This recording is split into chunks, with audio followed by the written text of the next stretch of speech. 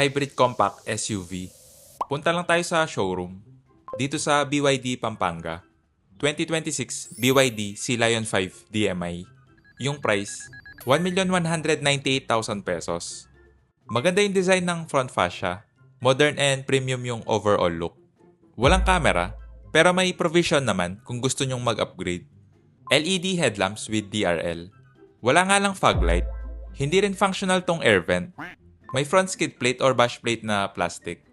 18-inch alloy wheels. Naka-disc brake sa front and rear. Body color yung side mirror cover with NFC function. Walang camera. Wala ring blind spot monitor. Medyo mababa lang yung ground clearance.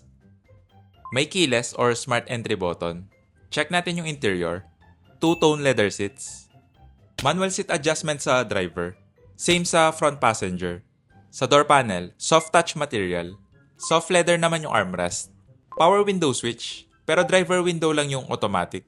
Yung sa passenger, one touch down, parang ganito. Two-tone leather wrap steering wheel. Naka-electric power steering na to, kaya expect nyo na magaan. Tilt and telescopic adjust tong steering column. Full digital na yung instrument cluster, na okay naman yung screen quality. Push start ignition. Pagdating sa visibility, okay naman, medyo mataas yung ride height. Kitang-kita pa rin yung hood. Medyo makapal lang yung A-pillar, kaya ingat sa blind spot. 10.1-inch infotainment screen. Dual zone climate control. Wala nga lang physical button, kaya dito sa screen yung adjustment. Hindi to equipped ng wireless charging pad. Yung transmission, ECVT. Walang volume knob, pero may volume scroll wheel naman. Naka-electronic parking brake. Soft leather yung center armrest. Check natin yung storage. Medyo malaki na rin yung storage space. Dampen yung glove box. May vanity mirror with light yung sun visor. Same sa front passenger. Maganda yung feel ng interior. Halos soft touch material at soft leather yung ginamit. Iset ko lang yung driver seat sa driving position ko. Check natin yung back seat. For reference lang, 5'7" yung height ko. Two-tone leather seats. Sa door panel, soft touch material. Soft leather naman yung armrest. Pati yung sidings, soft touch.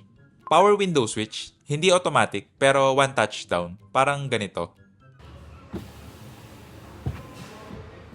Nakaset na to sa driving position ko.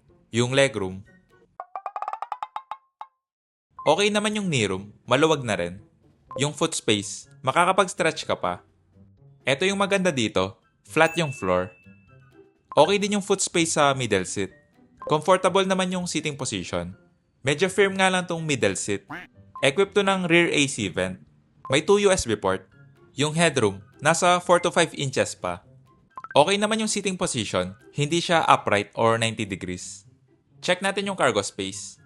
Okay naman yung design ng rear end. Modern and simple tignan. LED taillight with light bar.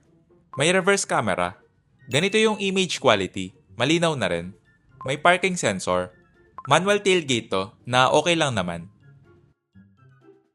Malaki na rin yung storage space. Nandito sa underfloor storage yung tire repair kit kasi wala tong spare tire. Check natin yung engine bay. 1.5 liter gasoline engine with electric motor. Hindi na ako nakapag-test drive pero based sa engine specs, mukhang okay yung performance nito. Palike na lang and subscribe. Paalam.